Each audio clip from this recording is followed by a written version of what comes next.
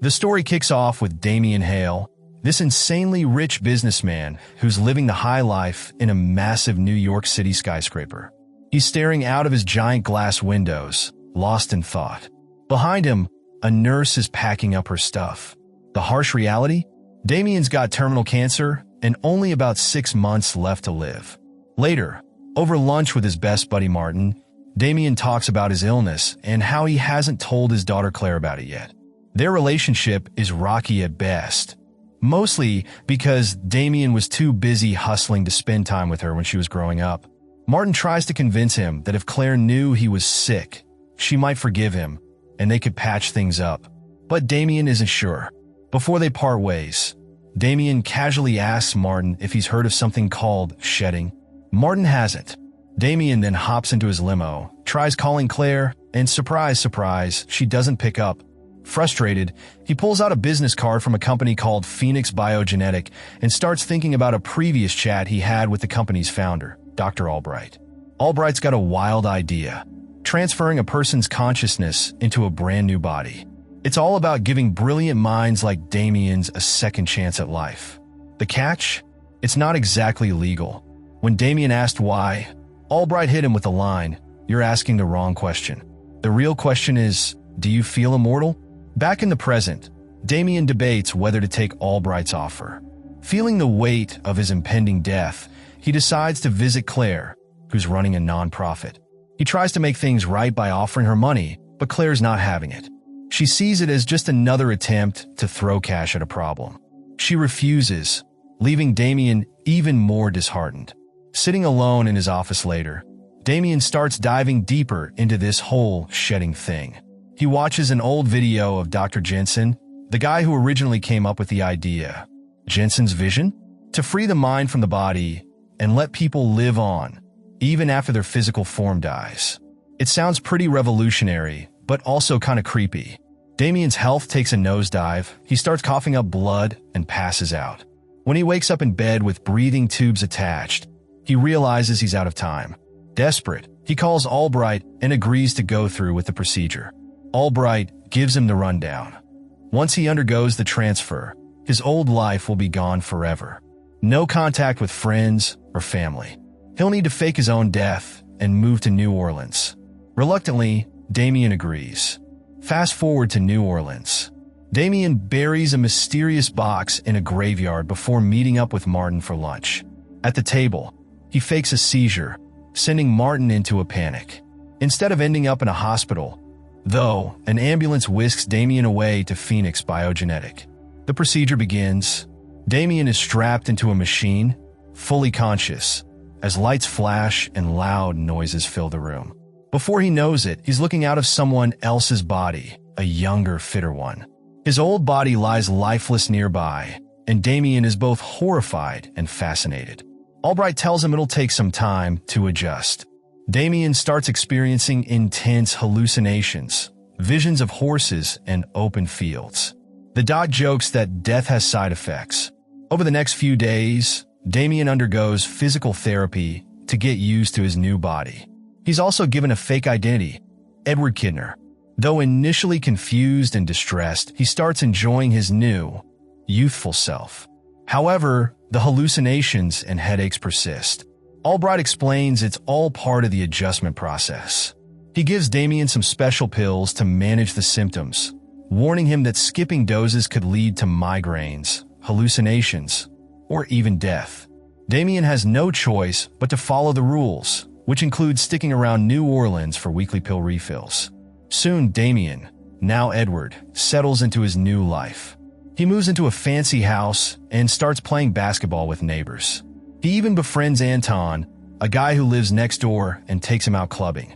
With his new looks, Damien turns heads everywhere he goes.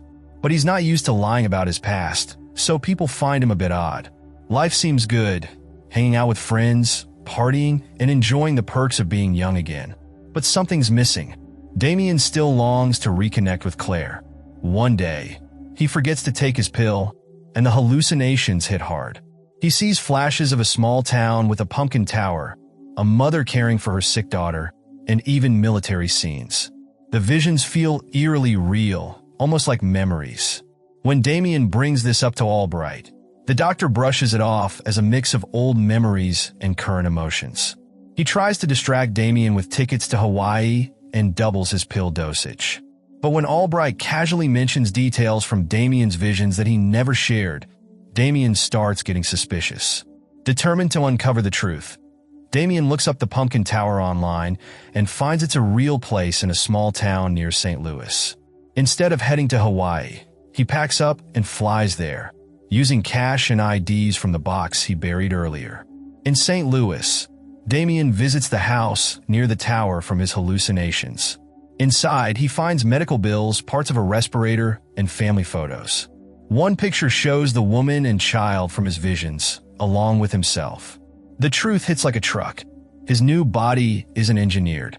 It belonged to a real man with a family. Madeline, the woman in the photo, returns home and holds Damien at gunpoint. She's shocked and devastated, thinking he's her husband Mark, who is supposed to be dead. Damien tries to explain, but before he can, Albright's men show up. It turns out Anton, his friendly neighbor, was spying on him all along. Anton reveals that Mark sold his body to Phoenix Biogenetic to pay for his daughter's medical treatment. But Damien's not buying the justification. To him, it's murder. When the men try to kill Damien and Madeline, he taps into Mark's military skills to fight back. Despite losing his pills in the chaos, he manages to take down the attackers and escape with Madeline. On the run, Damien lies to Madeline, pretending to be Mark and saying he did everything for their daughter, Anna. They rush to Anna's school to pick her up, and she's overjoyed to see her dad alive. The three of them hide out at a motel, where Damien does more digging into Phoenix Biogenetic. He learns Albright is actually using Dr. Jensen's body. Determined to take the company down, Damien convinces Madeline to help him confront Jensen's wife, Phyllis, who might hold the key to exposing the truth. When the doctor shows up, Damien whips out a gun and demands more of those pills he desperately needs. But Albright hits him with some hard facts. Every time he takes the pills, more of Mark, the original owner of the body, fades away, along with all his combat skills and training. If he skips the pills, though, Damien's mind will start to dissolve, and Mark will take control of the body completely.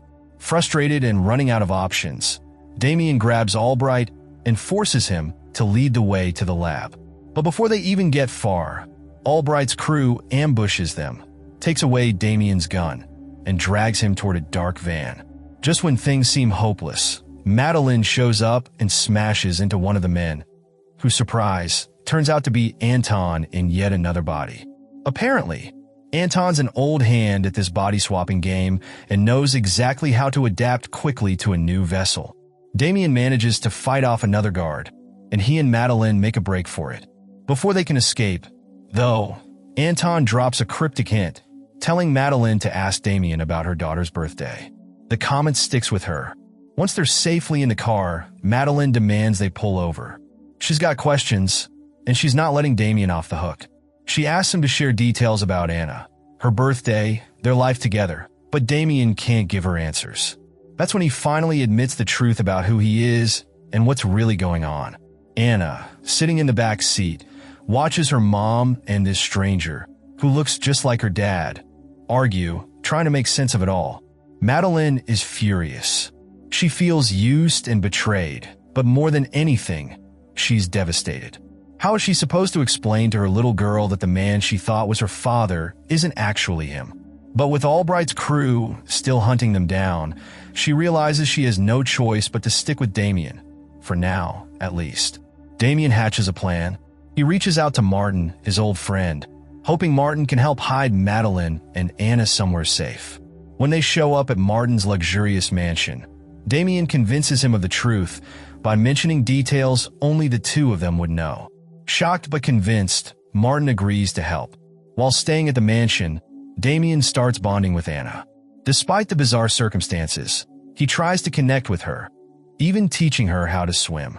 They share some heartwarming moments, with Anna laughing and having fun for the first time in a while. Watching from a distance, Madeline feels conflicted. On one hand, she's happy to see Anna smile again, but on the other, she feels herself drawn to Damien in a way she knows she shouldn't. At one point, Madeline asks to listen to Damien's heartbeat and even kisses him. But Damien, uncomfortable with the situation, starts talking about his own past to steer the conversation away from Mark. He opens up about his strained relationship with his own daughter, Claire, and how he regrets not being there for her. The two share a candid moment of understanding. But Damien starts noticing strange things around the mansion, like how all the mirrors are covered. He remembers that Martin's son passed away 2 years ago and starts piecing things together. Rushing to find Anna, he discovers her playing in a room with another child, a boy. That's when Damien realizes the awful truth. Martin used Phoenix biogenetic to bring his son back in a new body. When Damien confronts Martin, his friend finally cracks. Martin admits that he tipped off Albright about Damien, but insists he didn't know the full extent of what Phoenix biogenetic was doing. Martin thought the bodies were lab-created, not taken from real people. Horrified by the revelation, Martin decides to genuinely help this time. He leads Madeline and Anna through the forest to safety while Damien acts as a decoy, driving off to draw Albright's men away. What follows is a chaotic car chase, complete with gunfire and brutal crashes. Damien takes out his pursuers one by one before making his way to a diner where he's supposed to meet Madeline and Martin. Only Martin shows up, though. He tells Damien that while leading Madeline and Anna through the woods, they flagged down a car for help, not realizing it was Albright's men. They were taken, and Martin couldn't stop it. Martin also reveals that he managed to crack the formula for Albright's pills, meaning they can now make their own supply. Damien is torn. Taking the pills means Mark's personality will fade away forever, but without them, Damien's mind won't survive. For now, he puts that decision aside and focuses on saving Madeline and Anna. To find them, Damien decides to use Mark's memories. He stops taking the pills for 12 hours, enduring brutal withdrawal symptoms, hoping to uncover a clue about the lab's location. Eventually, he recalls a Mardi Gras float storage near the lab. Using this memory, Damien heads to New Orleans and tracks it down. He sneaks into the lab, taking out guards as he goes, but soon finds himself face-to-face with Albright. The doctor stands smugly behind a glass wall, explaining that Madeline's body is the perfect match for a new client and that Anna's organs will be repurposed. Furious, Damien tries to shoot through the glass but is overpowered by Albright's men. They strap him into the machine, planning to use his body for Anton's next transfer. But Damien has one last trick up his sleeve, literally. He swallows a bullet before the procedure begins. When Anton wakes up in Damien's body, Albright runs some tests to confirm it's really him. Satisfied, Albright sends Anton to finish off Madeline and Anna. However, when Anton reaches the room where Madeline and Anna are being held, he turns on the guards, taking them out one by one. It's revealed that Damien never left the body. His bullet trick prevented the consciousness transfer. In the chaos, Damien, Madeline, and Anna escape, fighting off Albright's remaining men. They corner Albright in a room separated by glass. Damien tells him that he remembered the instructions from his first transfer. Any metal in the body would interfere with the process. By swallowing the bullet, he ensured he stayed in control. Albright, confident that Damien won't kill him, taunts him, saying he's the only one who knows how to make the pills. But Damien reveals that Martin already cracked the formula. Without hesitation, he incinerates Albright with a torch, ensuring no one else can fall victim to his twisted experiments.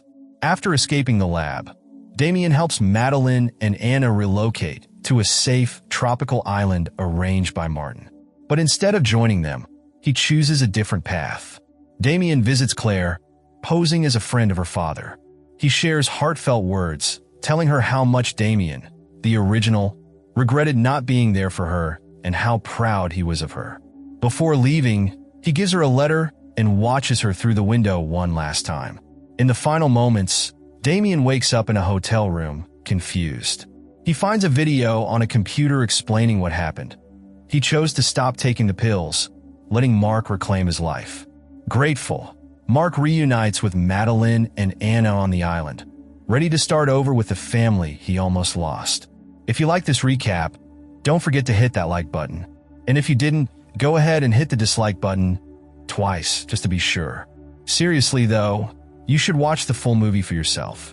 Thanks for tuning in, and don't forget to subscribe for more content like this.